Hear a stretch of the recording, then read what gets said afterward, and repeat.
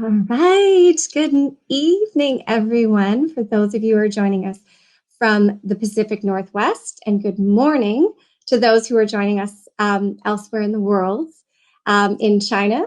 And I wanted to welcome you all to our second episode of Just Published. I'm thrilled you decided to join us today. My name is Heather Odendahl. I am the co-founder and CEO at W North. W North is North America's premier organization dedicated to the development of women mid-career on a trajectory towards senior executive leadership. We connect female business leaders through our members club, which provides a virtual forum for online content and development opportunities, including workshops, leadership masterminds, courses, events, and our annual conference in Whistler, Canada, when it's safe to do so. If you are a woman in business and you would like to connect with other like-minded women who are ambitious and have drive, I encourage you to consider checking out the W North community at wnorthconnect.com. We have an online platform where you can connect with women from across our membership. Tonight, I'm pleased to welcome Emily Chang, who is the author of The Spare Room, to our new series just published. Now, this series is dedicated to elevating the voices of authors who are putting forward incredible business and leadership content written from a gendered lens. And so I'm so thrilled, and I'm going to bring her up here to welcome Emily to our stage this evening. Welcome, Emily. I'm going to do a short introduction, but I wanted to welcome you to the stage here. Thanks, Heather. Thanks so much for having me. Yes, of course. And so Emily is a seasoned leader and businesswoman, and she is currently the CEO at McCann Worldwide Group in China, and she's the former CMO at Starbucks China. She's now a published author, a mother, and speaker. And as I mentioned, she is based in China. Her job brought her and her family there to, over 8 countries worldwide. And Emily and her family have opened their home to over 16 underprivileged young people who have been abused, neglected, or marginalized to find sanctuary in her spare room. So that, leads us right into this book. And I sort of mentioned this earlier when I was just chatting with you. I have, it has had a profound impact on me that reading this book and hearing the stories that you've uncovered, and the stories that you've shared about your spare room. So one of the things that I'd love to take back to is the reason you wrote this book. So I know you actually had a TED Talk that you did on this subject a few years ago. Can you walk me through what that process was? First of all, when you were asked to do a TED Talk, and then how you chose this topic, and then that next stage of writing the book. Can you share a little bit more about that? Sure.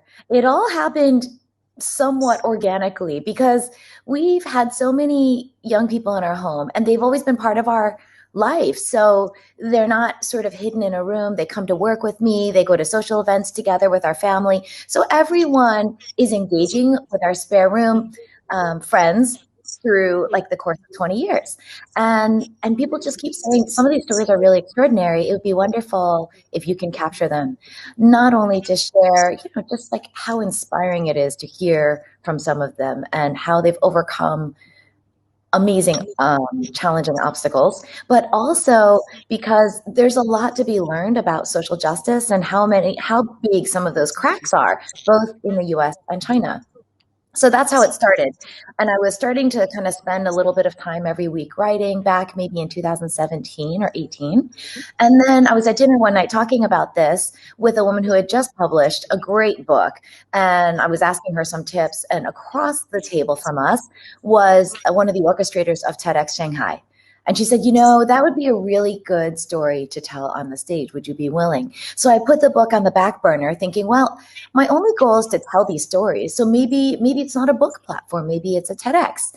And that's a 9-month process. So I really just tabled the book, went through the TEDx process and gave that first TEDx talk, and then kind of thought, well, that was done. And then it just kept niggling at me, and enough people kept asking Are you going to write the book? I think you should still write the book. And so it got to a point where I was spending almost 4 hours every weekend. My family was super supportive and just holding myself away in my bedroom writing, trying to remember all the details. And then it came to a point where my daughter was interested to get to the US because we've been in Shanghai for a long time. This is where she grew up. So we thought, well, let's go over. And Starbucks was wonderful, gave us a 6 month temporary assignment that relocated us back to the US. And then I gave myself 1 year's time to write. And I guess what I'll say through the details of this story is everything was held really loosely. There wasn't a clear goal. There wasn't sort of like success criteria as we often have at work. It was like, this is a real passion. And I think when we're called or feel really driven to do something, we ought to just give it a try. And let's not define success so succinctly, like it has to be a book. Maybe it's a TEDx talk, or maybe it's just to write out the stories and then post it on a website and then go back to work one day. But giving ourselves a year's time as a family to do this sort of experiment is really what we did. And then it just sort of transpired. We found an agent, we found a publisher, and here we are. I love that you're so transparent and that you share just the fact that you took that time to do this. You took that time off work. There are you hear stories of people writing books while they're also working, and the undertaking that has, and just say you were so dedicated to producing this content that you made that commitment. So thank you for sharing that. And I think it was when you came back to North America that I first connected with you, and that was a couple of years ago. So it's great to sort of come full circle and have you on this discussion. So one of the questions I really wanted to get into, and so for those who have not read the book, it's a collection of some of the stories, not only your stories but other stories of social impact and giving back. And I'm really interested in having you share with the audience a little bit more about that first time that you shared your spare room, because I think that is a really impactful story. And I believe it was Leah. Was it Leah, the name of the woman? So can you share a little bit about that time of your life? Yeah, absolutely. I had just turned 20 years old. So I would say the reason it took me so long in my life to write the book is because I didn't realize the spare room really was a thing, and I didn't know how to put words behind what it means and why I think everybody has a spare room. To me, this is less of a book and more of a movement. And I would hope, by writing it and hopefully inspiring other people, people can come to realize what their spare room is sooner in life and live with more intentionality sooner. Because I kind of just fell into it. I was just 20 years old. I was still finishing my undergrad in upstate New York. I went to University of Rochester. I was studying biology. I was taking on a couple of jobs, putting myself through school. Upstate New York is terrible, gross weather in the winter. And I was driving my old beater car back to my old tiny apartment that, if I remember, was like 210 US dollars a month rent. And I just happened to look out my window. It was like after 8 p.m., slushy, disgusting weather. And there was this little form huddled on the curb. And your initial reaction is to lean over and lock the door, to be honest, and I did that. And then I had a double take and I thought, oh, that's not a homeless person. That's a really small person. And then I looked again. This is like notoriously the longest traffic light, and it's right outside my university. So I'm like, we'll be here for 2 minutes. And I realized it was a child. And then as I looked closer, it was an Asian child. And I thought, I don't know, there are things that resonate with you, and it's not always how we look that draws me to people. But in this case, she just really looked like myself, 15, 20 years ago. And I just unrolled my window and asked her if she needed help. And I still remember, imagine this, like it's sleeting, it's gross. You can barely see out the window. There's the reflection of the red light on her face. And she slowly looks up. You can see she's been punched in the eye, and you can see her lips swelling, and it's just still like bleeding. It's still bleeding even in the rain. And she swore at me. and I just thought, okay, she doesn't need my help. And then I thought, no, she actually really does need my help, but she doesn't want my help. But then maybe she really does want my help. So what do? I'm having all these thoughts. The light turns green. Everyone's honking at me. And I just can't put my foot on the pedal. And I think it's important to say, Heather, I don't think I was a particularly good person. It wasn't like I was suddenly philanthropic and I'm like, let me help this poor child. No, I was intellectually trying to rationalize my way to get home as soon as possible. I'm like, I have so much to do. I haven't eaten dinner. It's disgusting outside. And it was like head and heart were at battle. And then the light turned red again. And so I was there for another 2 minutes. And I convinced her to have dinner with me. And there's like a diner just down the street. And I said, you don't have to get in my car. You don't know me. I can meet you there. I'll buy you dinner. She ended up getting in the car. We ate. She didn't talk to me the entire time. So it wasn't like a warm, fuzzy moment. Definitely not made for a movie. She's like dripping gray water all over the restaurant floor. Everyone's staring at us. I'm asking her questions like, I can talk all day, obviously. And she's just not responding at all to anything. It's so awkward. And then she just gets up and starts to walk away. And that's when I'm looking at this little frail figure and I'm thinking, you can't just go back out there. She has nothing on her, no backpack. Clearly, she doesn't have a place to go. So I just asked her, where are you staying tonight? And that's how she ended up staying just one night in I called it I said, I have a spare room. And I didn't actually. It was just a studio apartment. I love that part of the book because there's so many times that people think that they need to have a lot to make an impact, and I love that part of the book where you're like, you can come stay with me. I have a spare room. And I'm sure you're going to share that she goes in and she's looking around and she's just like, there's no spare room. This is a studio apartment. I just love that part. She was sassy. And I think that's another thing. Like, it's not always like a smooth Hallmark moment. I think some of these kids, they've survived because they're tough kids. And I think we have been blessed. I've personally been blessed much more than I've blessed anybody who's lived in our spare room because I've learned so much. I'm a passionate, extroverted, open, excitable person. And I think, sharing our room with so many people from such very different walks of life and backgrounds has really given me a much deeper empathy and like a softness it's been really, really helpful, I think, for me as a leader as well. I think being open to experiences that are uncomfortable is really important for all of us. And whatever that experience looks like, wherever it finds you, I would just encourage to lean into it.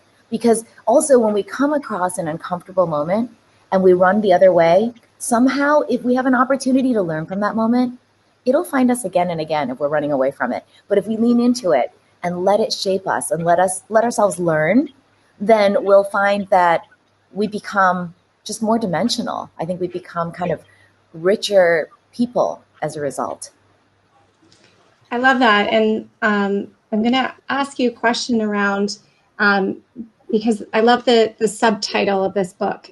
It's Define Your Own Legacy, your own social legacy to live a more intentional life and lead with authentic purpose. Yeah. And you talk about when defining your social purpose and your social legacy, that you have to find the thing that offends you. Mm-hmm. And then on one side, and then on the other side, there's the thing that you can have to offer. Yeah. And for you, it was that moment of, I have a spare room, mm-hmm. but I do. Can you elaborate a little bit more on that idea of the thing that offends you and what you can offer in the context of some of our listeners that may be thinking about how do I define my social legacy? Totally. First of all, I was laughing when you said you like the subtitle because it's so boring to me, but it's like, I tried to come up with something pithier, something catchier, and I'm like, but this is what it is. And this is what I hope is a service to the people who read it. So I'm just going to leave it like that. I think I love it in the context that I know the deeper meaning, Yeah. I think that having read it and reading it back and I think that's what we're all searching for, is we are looking for that bigger vision, what that bigger purpose is. I hope so. And that's where I feel really grateful for the opportunity to do the TEDx and put the book on the back burner, because through those 9 months, I had a ton of conversations about the spare room. What is the talk? Like, TEDx really helps you unpack deeper and deeper and deeper. What are you really trying to say? What's your core message? And I started realizing through the course of these conversations, people really do want to live with more authenticity. They want to live with more intentionality. I think there are a couple of challenges. One is either they know the thing that offends them, they know that thing that they want to invest more into, but they don't know how to get started. Or people generally have a sense of, I know what my capabilities are. I know what I have to contribute, but I don't know where to direct it. It's kind of one or the other, I found. And then the other thing I noticed was people at different age groups. So I'm in my mid 40s, and we get to this point where maybe we had defined success or sort of our aspirations as a title, as a certain pay, as a particular family structure. And when you get there, you're like, my life is far from over, but now what? Or when you're younger, and I love who you're speaking to, so much, because these are the people who I generally love engaging with, especially on LinkedIn. I love coaching, and you find people so much more switched on than I was at that age, saying, I'm on the trajectory and I believe there's going to be more. How do I proactively start thinking about it before I get to my mid 40s? So with those couple things in mind, it really came down to a super simple model. It's like your offense and your offer. Everybody's got this unique offer, which is a package of your unique personality traits, your characteristics, your skill set, your capabilities, and your resources. And we take quite a business approach and unpack each of those things. So by the end of that chapter, you're able to articulate clearly, here's my offer. And then the next chapter unpacks the offense. And I really spent months on this part, because how do you wrap a template around the world's offenses? And ultimately, I used the United Nations 17 Sustainable Development Goals, because that really is the most holistic approach. And then I wanted to take those goals and make them tangible, because some of them sound really higher level. And it's like, I don't know, does life underwater or life on earth really resonate with me? But finding like specific examples that people can say, oh, that is the thing that's always bugged me. It allows you to kind of check boxes, and you should be able to write your offense at the end of that chapter. And then the third one just makes it a super simple Venn diagram. Take the intersection of your offer and your offense, and that middle space is what I'm calling your social legacy. And people have asked as well, isn't it just purpose, like life purpose? And I guess it's what you want it to be. I was challenging myself to get more specific on what I want that middle piece to be, because purpose can be widely used and sometimes a little bit like high level. But social legacy simply says, let's start with legacy. I want to leave things better than I found them. That's my legacy. I leave like a fingerprint. And social just says, define your social space. Is it online? Is it offline? Is it a small space like your home, your neighborhood? Or do you think of your society as much bigger, the entire workplace, your company, the world, your country? So everybody defines it differently. And for me, as I thought about my own social legacy, I realized our impact tends to be in our specific community. We always find, or somebody finds us who needs a spare room wherever we're living. To your point, 8 different homes. So that's my social. My legacy is I want to leave that person better than I found them. And I want to use this opportunity to open my life. It makes me a little vulnerable. My husband and my daughter are part of that too. But hopefully it inspires other people to say, maybe it's not that hard. Maybe something that looks like something people often say, I would never do that. As soon as you get to know us, you're like, no, I mean, I would never do that. And I have like 16 times. So you find that you're capable of so much more than you think you are. And you find that it's much more additive, and it gives your life an abundance rather than feeling like you don't have enough time to do all the things you want to do. I love that, and I'm so grateful to be having this discussion around purpose and legacy. I had something I wanted to share with you is our conference that we meet every year in Whistler, Canada, was scheduled for April 2020. Obviously, we had to postpone and cancel, and eventually, the theme of that conference was cultivating legacy, and we postponed and then had a virtual version of it in the fall. And I changed the theme name from Cultivating Legacy to Cultivating Change, because at the time in the summer, I mean, I have a 2-year-old and a 5-year-old, and many of the women in our community have children or had just very busy jobs. We were head underwater, or we were just trying to keep our head afloat.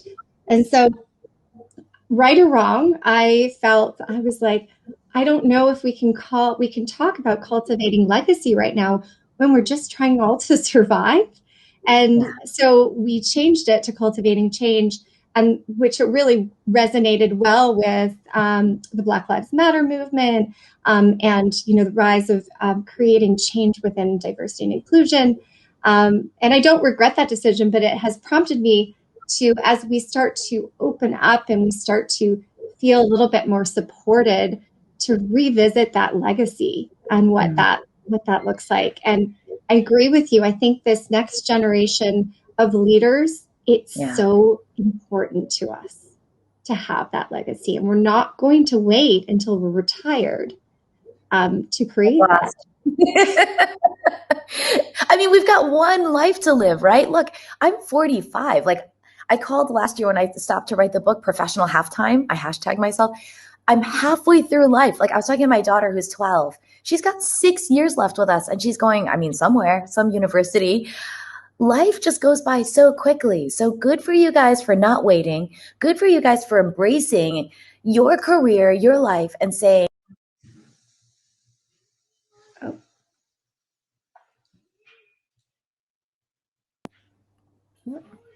oh, was that me? We froze for a second there. oh, it seemed fine on this side. Sorry. Okay, that's know where it okay. went. Well, I was just saying, yeah, I think it's so great that you guys everyone's leaning into this and saying, I've got this one life. I look at it because when I was younger, I just felt like there's an eternity ahead of me, but there isn't. There's one life to live. And you guys are saying, I want to live every minute of it with intentionality. I'm not going to squander what I've been given. I think that's amazing. Awesome. Awesome. I've got one more question. Okay. And then we're going to turn it, we're actually going to log in to see some of our members and get some of the questions from them. Oh, fun. Yeah, I'm really excited. Just around, you spoke about in the book the importance of going without and experiencing what it's like to live on the very basics. Yeah. Um, rolling I love this because I'm rolling on the theme of our last session. We had Erica Keshwin and her book Rituals Roadmap, and we talked about rituals and we talked about those types of experiences with our family. Can you share a little bit more about that, going without, and what kind of lessons it instills with your daughter? I'd love to hear more. Yeah. Oh, my mind went so many places.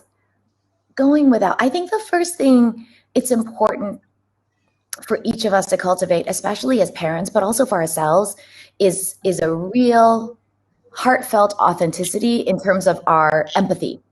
It's very easy to have sympathy, but to have empathy means you understand the other person's suffering and experience. How can we understand that when, frankly, we all live very privileged lives? I think opening up our home is our way of living day to day. And it's not always, it's definitely not always easy.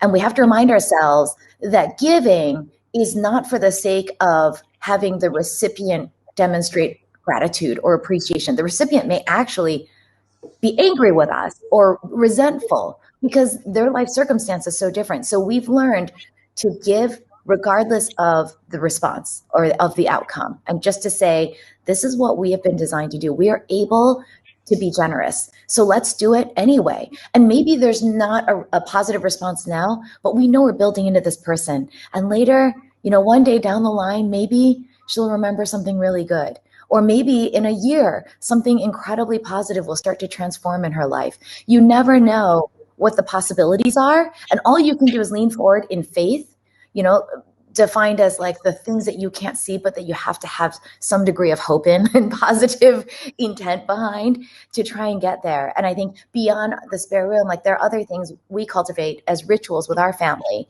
that we try to go without. So we find opportunities once a year. So my friend Chuck has this thing that his family does. They call it Rice and Beans Week.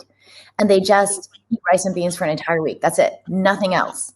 And I think those are really good practices because I don't live a life where I only have to eat rice and beans. And it sounds like we want to be positive and contribute to people who live in poverty, but like, let's live for a week like that and see what it feels like.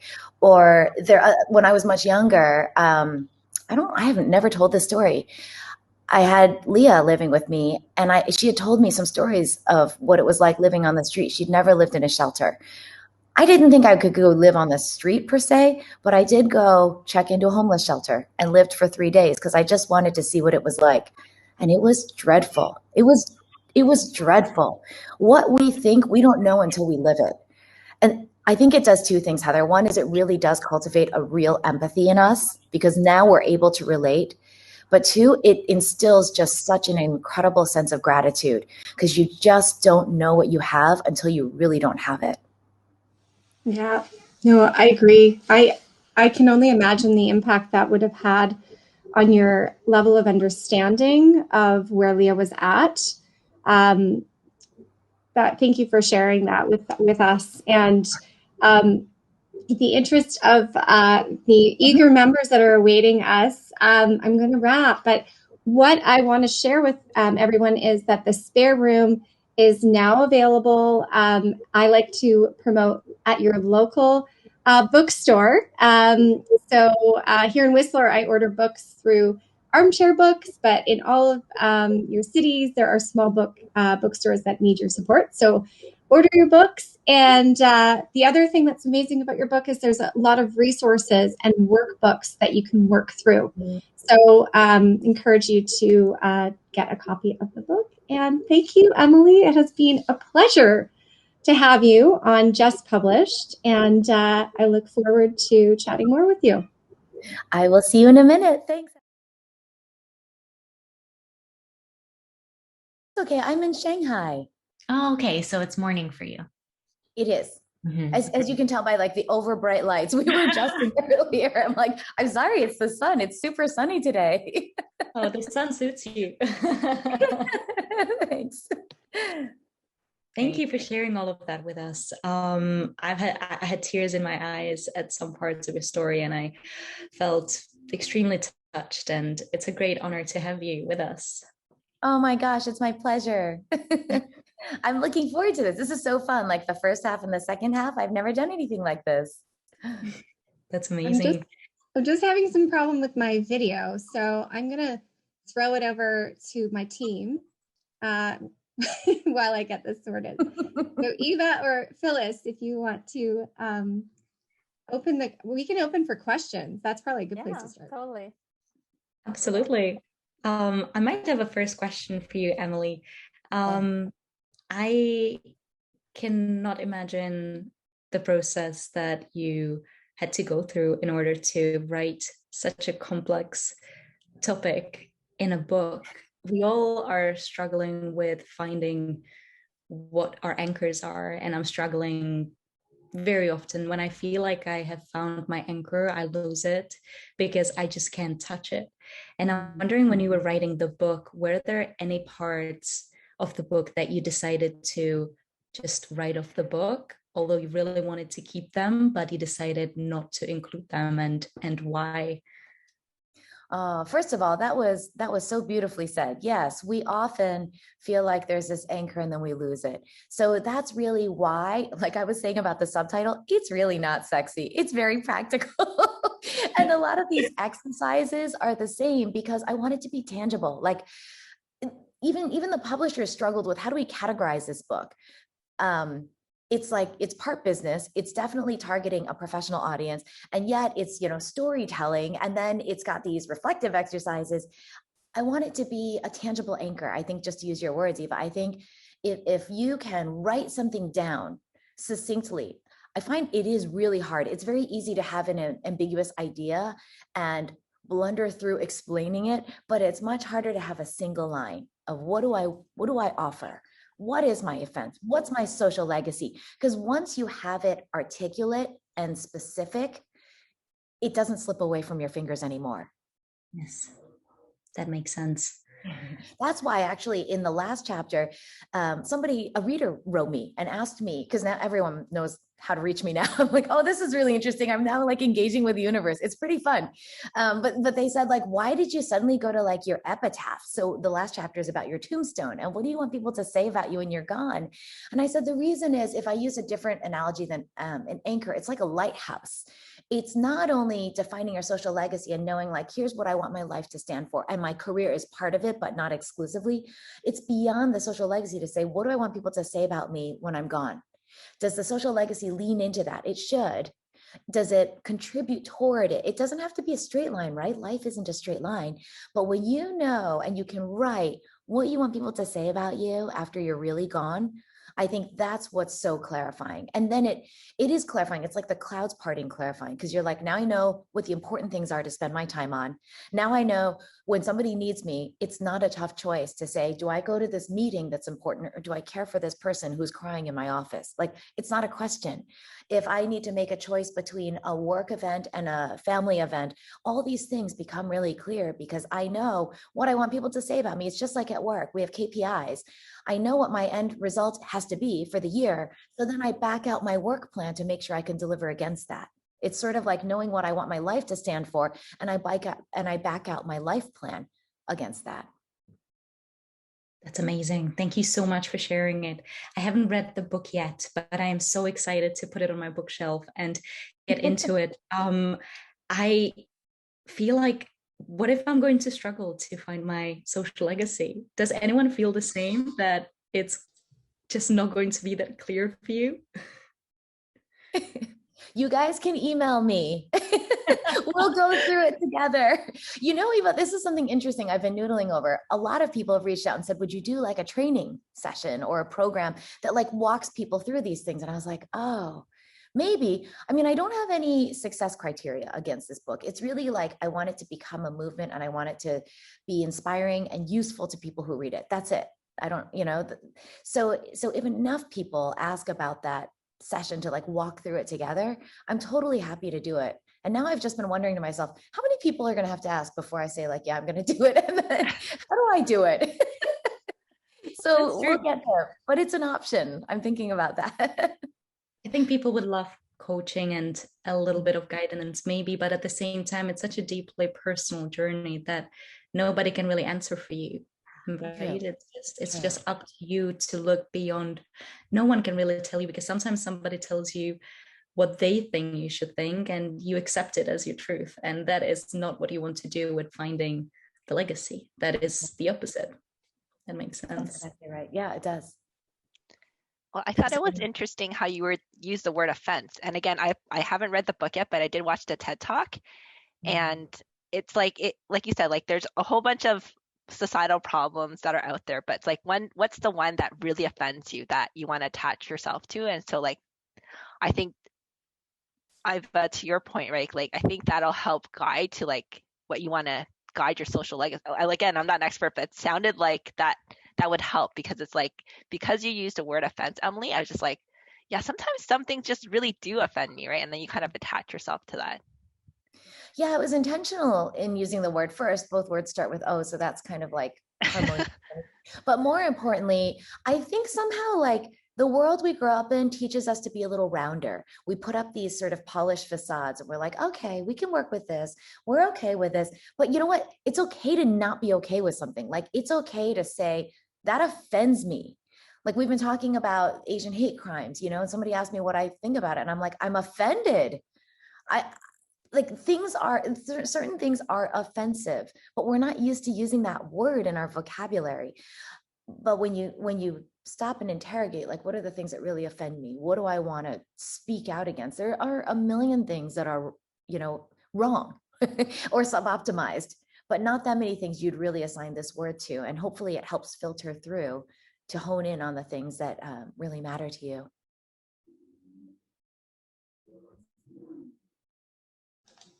I got my video to work, so I'm back.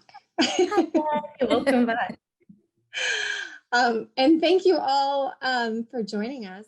I'm just so grateful. And one of the things you mentioned about anti-Asian racism, we had a session, a member session about it last month, because you know, we just really felt we needed to have a conversation about it. And so, a few of you guys were on that call, and I think it's one of those things that I'm very passionate about, making sure that there is, our closest city is Vancouver, and a large part of our business community is Asian, large part of our membership is Asian, and making sure that everybody feels included in a workspace or community is such an important piece for us here. So on that note, I'm curious a little bit to talk about that. Is there, you're obviously, you've lived and worked in China, and you've also lived and worked in the US. So I'm wondering if you can share a little bit about your experience in working in both communities and business communities. Yeah, I've worked about a little more than a decade in each. And I will vulnerably say, I think I started off pretty rough around the edges. I thought I understood China. I had no idea. And I didn't come in with empathy. I came in judgy. Like, I remember I had a driver, and he was trying to get pregnant with his wife. And then finally he did. And he's like, I'm going to have my son play basketball. And I was like, why? Why basketball? He's like, because he'll be taller that way. And I'm like, really? I mean, yeah. So the response should be, that is really sweet, and tell me more. And this is like a really fun conversation. Instead, I remember being like, no, that's not true. Let me help. And he's like, we went back and forth a little bit. And then he was kind of like, well, I believe it because all basketball players are tall. Of course I'm right. And I remember kind of going at it and trying to talk about causation and correlation. And I'm like, it just wasn't a generous conversation. I mean, it was funny and we had a great time, but I didn't approach it in an empathetic way, and then learning folklore and beliefs that, like we always say in Chinese law and shuo, it's like what the old people say. There's richness and belief and heritage in that. And who cares if it's not scientific or logical? Like, just seek to understand it. And it's just beautiful. But I didn't come about it that way. And I'd say the same thing in the States. And I should have known better, because I grew up in the States as the child of immigrants. And a lot of people judged us and didn't understand us, or why my parents dressed the way they did, or spoke the way they did, or the lunch that I packed for school. So you would think that I would have grown up with a deeper empathy when I went to another country. But I've learned over time. And the more I learn, the more I realize I don't know, and that there's no right way. So I've just learned over time to reserve judgment. In fact, when I joined this company, what I thought was so interesting is my boss's second question when we had our very first interview was, so what's really important to our company is a spirit of generosity. What do you think about that? And I was like, what a fascinating question. I love that question, because one of my tattoos is generosity of spirit. It's in Chinese, it's endian, or grace. And I love this, and I got this with the last girl story who was in the spare room, because like I said, sometimes it's really tough living with these kids, and she was the toughest one we've ever lived with. And there was one moment, my daughter came running out. She's like, Mom, remember where she comes from. Be generous. And then she ran away. And I was like, yes, yeah, my 10-year-old daughter is right. And she's schooling me, because we do need to remember to be generous in spirit all the time. So this is like my reminder that it's like inked on me and I can't forget. I love that. Emily, I know, can I Quinn, I'm going to call on you for a moment, because I know she's texting me today saying, I have so many questions. So Quinn, you're up. Thank you, Heather. And just thank you, Emily, and the rest of the team. I just first wanted to say thank you to Heather. The fact of having your sponsorship for having an author like Emily using your platform means so much to many of us who, and Emily, I hope that this is okay for me to say, is, growing up, I didn't have many Asian American female role models in terms of business.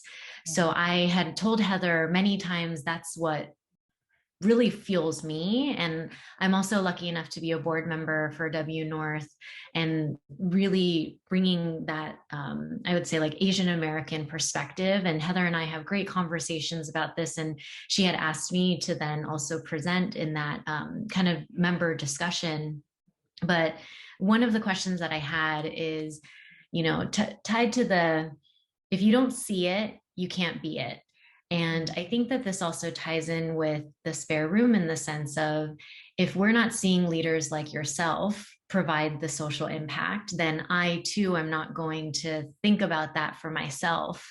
And so, what are other ways or suggestions and advice that you would give to us when trying to convince other leaders like ourselves to think in that same way, where they might not have the, I would say, reflection time to be empathetic, and they're just more about, their KPIs from a personal perspective or professional, because they're still in this, I would call, phase of title and money. Especially, I'm originally born and raised in the Bay Area, now in Seattle, but I do now moving, I've seen how the Bay Area is just had trained me to be so what's next centric.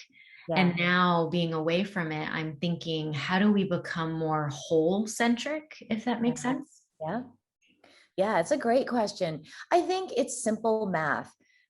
We always go to simple math because my background's in science and math, but in our family, we have a very simple formula. We say contribute divided by consume has to be greater than 1. We want to contribute more than we consume in life.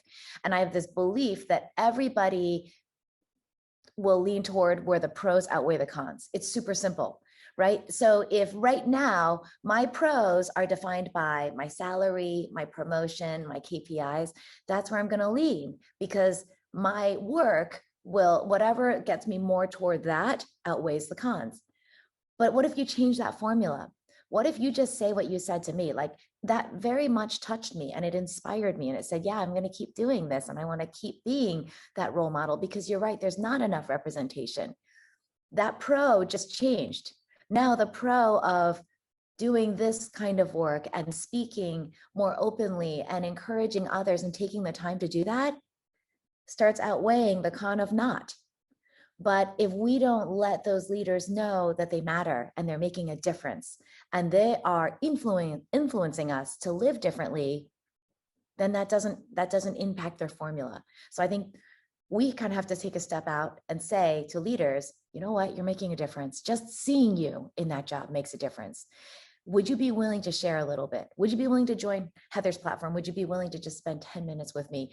Whatever it looks like, if you can make it kind of easy for them and inspire them. Everybody, this human truth, wants to be seen, heard, acknowledged, recognized, and valued. Leaders too. So whether it's by somebody more junior or by somebody more senior or a peer, I think the more that we can recognize each other, the more we start building that positive momentum, and then we start changing that formula so that we gain more by investing in these things. And we gain more not in the form of a promotion per se, but sometimes you do because you give yourself visibility, but you gain more because it's positive and it's additive to your life. And I think, Emily, that is going to be my little plug to the universe is calling you to do this training. And so, okay. Just saying. Thank you. Of course. Thank you, Quinn. And thank you so much for acknowledging what we're doing here. And I appreciate it, because I don't always know the way to do it, but you have also helped me in creating the narrative around what we're doing. So thank you. I know there's a few other questions just burning in there as well. So I'm going to open the floor again. We only have a few more minutes with Emily, so I'd love to hear from you guys. Up. Emily, I would love to ask you, where are all those young people that you cared for? What are their stories, where they are? Oh, all over.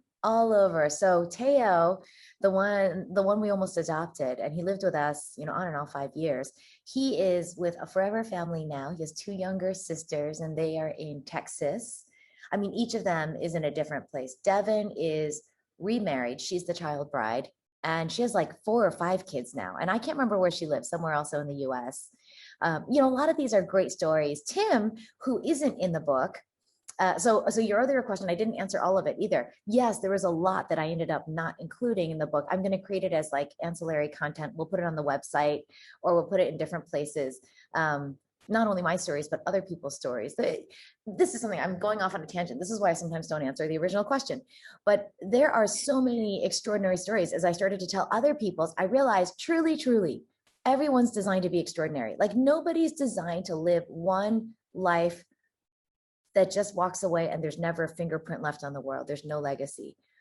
We're designed to do more. So it's a matter of, do we kind of fall into it like I did, and then you start realizing, and then you start saying, maybe I should share this with other people? Or do you just start off right where you are and you say, I know what it is, I want to grasp it, and I want to hold on to it so it doesn't slip through my fingers? Or do you wait until much later in life when you've achieved everything and you're like, but there has to be more? Wherever you are in life, I hope everybody realizes you're not intended to do a job you don't love and live a life without passion and not contribute. Like, if you feel that you prefer to consume than contribute, it's just because you haven't really lived in that growth mindset and experienced the abundance that comes from living generously. So yeah, I just went off on my tangent. And the original question was, where are they now? Okay. So I would say almost all of them, I have this like list of all these kids here, so I can just be inspired by seeing their names. They're all in different places. I will say there's one that has not ended up in a great place. When I wrote the book, Lotus is that last story, the girl who grew up in the brothel, who is the super tough one, who inspired this tattoo. She is, the last I heard, she's living with a 30-year-old boyfriend, and she's probably 17 or 18. And, you know, doing a lot of engaging in social activities that are somewhat questionable. And I don't want to push too hard. You know, I don't want to mother her. I never did. So I just ping her on social every once in a while. I'm like, hi, just to let her know she's loved. Like I was saying earlier, you just hope that you've given visibility to a better life. And even when she gets mired in something else, like maybe she will remember. She'll even if it's not a cognitive memory, it's a physical memory of feeling safe in our home and clean and fed and cared for and not judged. Like, even if that feeling stays with her, I've just got to have faith that one day, in the midst of whatever she's in, she'll reach out. And it's happened before. So in Leah, you know, Leah's story, at one point, she called me and she was back in the red light district. And I never asked why. I never asked what happened there or how she ended up back there. But it was the last time that I know of that she ended up going there. And we just, you know, sometimes even a question comes off as judgment, even if we're just trying to seek to understand. I think I've realized we don't need to understand. We just, it's not necessarily something that we need to help somebody else. We just need to be here for them. I think my husband role models this really well. He's had some experiences with his family where I'm like, what happened? Where did they go? What did they do? And he's like, I don't know. He'll go home and spend time with family members and come back. And I'm like burning with curiosity. And he's like, oh, I don't know. I'm like, what did you just do? What did you talk about for hours? You don't know any of the answers. He's like, I just wanted to show love. So my husband has just taught me so much. We've been married almost 21 years, and he's just like graciousness embodied. And if I can get to be a little bit more like him every year we're married, I think I'll end up being a better person too. That's amazing. Thank you so much for the answer. Thank you. I love, before I get to Karen's got a question. I love how much this story and this legacy is shared by you and your husband in the book. You know, it's not just your legacy, it's a together legacy that you created. So I wanted to acknowledge that. I'm in business with my husband, so I know that you know, when two things align with two individuals, it's a powerful thing. So Karen, you're up. I was just about to acknowledge that as well, because I thought it was great, Emily, that you called out your husband, because one of my questions is like, how did you convince your family, your daughter, to offer this spare room? It just seems like I can barely get my kids to do stuff sometimes. So just like, how did you build that empathy within your family? I don't take any credit for it. I never had to convince them to do anything. I mean, even from the very first story with Leah, my husband was my boyfriend. And that night that she called from the red light district, like, this is like pre-Google, right? I mean, these are the moments you start feeling incredibly old. It was a dial-up phone. Maybe it had touch buttons instead of like the rotary. I can't remember. But he was studying with me for finals. And he could hear through the phone, she was crying and very upset. And she said, can you come get me? And even before, I could respond, he shrugged on his jacket. He handed me a Post-it and a pen, and he just said, get the address. And, he's not, I'm going to go ahead and say he's not my type. Even though I was dating him, he's just not the kind of guy I was sort of attracted to in college. But I started realizing, man, life with him is going to make me better. And life with him is going to be incredibly rich because he's that guy. Like, that's the moment I remember when he went out, no questions asked, got the keys and just headed out the door back in that horrible weather and went and picked her up. Yeah, I remember thinking, that's the man I'm going to marry. So he was all in. And the next girl was, so sometimes there's a thread between the people in our spare room and sometimes there's no thread at all. But the next one was recommended by Leah when she moved on into a foster family. She said, there's this other girl I met on the street. Would you take her? And my husband, even before he even responded, he's like, oh yeah, I just live down the street. I can help. As though it were already assumed, and then throughout the course of like some of these kids, some of these young people, Minky brought home, not me. He came home, he's like, okay, so we have another spare room person, the oldest, Jishin. He's the one who helped us define our social legacy with this Korean phrase of good kibun, which I'd never even heard of. We can talk about that if you guys want. But anyway, Jishin was brought into our home by Minky, who came home one day. He's like, this guy just got cheated out of 6 months rent. Unbelievable. This fraudster became sort of international news because he'd done such bad things to so many people in Shanghai. And Jishin was still just this young guy trying to finish his degree. So he moved in and he was just awesome to live with. And over time, we found that sometimes young people will find Minky. Sometimes they'll find me. Sometimes they like run right by our house. They literally come to our front door. And Lainey, my daughter, didn't have a choice really, because, she's always had a sibling of some sort in her home. And frankly, I had underestimated how much she didn't realize that this isn't normal. I really didn't think about it because she's part of our family and this is how our family lives. And it was really only as we started writing this book that she's like, so really, other people don't do this. And I was like, yeah, I guess I never stopped to explain that. But I think everybody does something extraordinary. And they are built to do something that feels like in abundance. It doesn't feel like a sacrifice. For us, this is fun and this is the way we live. And she was like, oh, okay. So we've been doing these things I posted on my website. I call them taxi chats because we're in the taxi or in the car together. And I just hold up my phone and I'll ask us a question and each of us answers about the social legacy that we have or the spare room. And sometimes Lainey picks up the phone. She asks me a question. And it's been really fun to get her to dialogue because she's really introverted and she's really a very thoughtful, quiet girl. We're really similar in some ways in how we think, but how we express what we think to the world is very different in style. And so these taxi chats have been a really fun way to get her to share a little bit about her perspective throughout all of this. And one of my taxi chats I asked her was, so next time somebody comes along, what's your reaction going to be? And she was like, Mom, that's not a question. Yes. Of course, yes. So yeah, it's definitely a family investment and it's a joy for our whole family.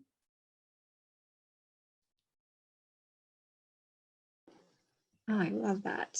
I love that it's like she's just grown up and that is normal. And there's a story you talk about in the book as well where she's the one, I think it's with Teo. Yeah. But she's just like, she was the one that really convinced you. You were not quite convinced. Totally. Yeah. Yeah. So that little boy came to us through a thread of a little girl we sought to help because our neighbors asked us. And then we got in touch with, this nonprofit that helps with orphanages. And then they reached out to us and they're like, would you take this little boy? He's dying and in constant pain. I'm like, wow, that doesn't sound super fun, And my daughter was really young at the time, like 3 or 4 when we first met him. And we had been saying, no, we don't think that, because it didn't look like he was even going to live.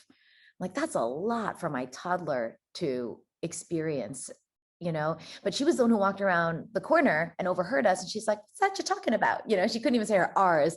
And we said, there's this other little baby, but he's dying. And he's screaming. We can hear him in the background. Like, he's screaming in pain, babe. It's not going to be like Rosie, who was the previous little girl. It was so cute. She had a very extreme version of spina bifida. So she couldn't move her bottom half of her body. So she just kind of wiggled around the house and we all took turns carrying her everywhere. She was just adorable. And I was like, this one's a very different experience. And she was just shocked that we wouldn't say yes right away. She said, well, and I remember it was winter. So she said, Mom, you said that not every place has heating in winter. And I said, yeah, that's true. But that's why we get all bundled up in China. She's like, he's dying and he's cold. Let's go get him. And she like stuck her little finger at me. She goes, wait now. And I was like, okay, I'm never going to forget. You have these little moments as a mother, right? With these little snapshots in your mind. That's one of them. She's like, wait now. So we went and got him that same day. And I think, she would still say of all her siblings, she's had older, younger, boys, girls, he's the one she's the closest to. And if you look at her screensaver, the other day, what did she say? It's something really sarcastic and teenagey and funny. But then one day I looked at it and it was like a montage of all of pictures of her and Teo.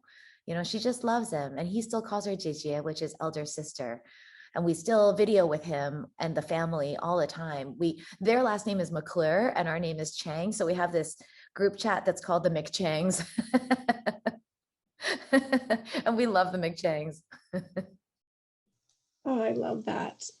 Oh my goodness. I can't believe we are already at time, but I know this just has flown by. I want to thank you so much for being here. As soon as I saw that you were releasing this book and you got back to me right away, and you've just been such a pleasure today and this evening. And I want to thank you and thank you for writing this book. Oh, thank you. It's my pleasure. Find me on Social-Legacy. I'm happy. I look at everything, or you can find me on LinkedIn. My email and my LinkedIn are there. And I would love to engage with you guys and see what else I can do to be of service to you and the organization. You guys have been so wonderful to talk with. We're going to do we're going to do a picture for social media. So let's do this. Eva, can you do one as well, just in case mine doesn't look very good? I'm on it. Okay, everyone ready? 3, 2, 1. Okay, got it. Thank you. Okay. Have a great evening, Emily. Have a great day, and we'll be in touch. Have a great weekend, guys. Thank you. Thank you so Bye, much. Bye.